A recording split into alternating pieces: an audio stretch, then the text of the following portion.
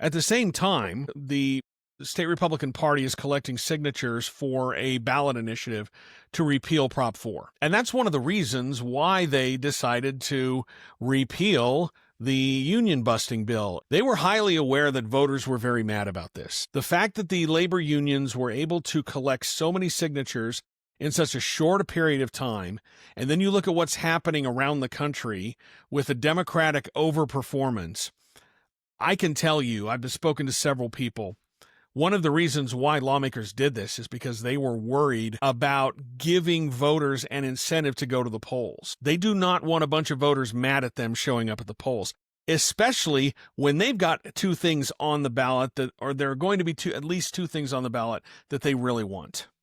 One is the ballot initiative to repeal Prop 4. And two, they're going to have a constitutional amendment. You remember Amendment D, which they rushed into session last year, that would change the Constitution to give them the ability to change, override, repeal any ballot initiative, the one the judge threw out because they didn't get it noticed in time. They're bringing that back again. They're going to want their voters to show up and vote to overturn, repeal Prop 4, and they're going to want their voters to show up and approve this constitutional amendment that will give them the ability to repeal and change without any consequence any ballot initiative. And they didn't want a bunch of voters who were mad at them showing up at the polls. So that's why they repealed the union busting effort.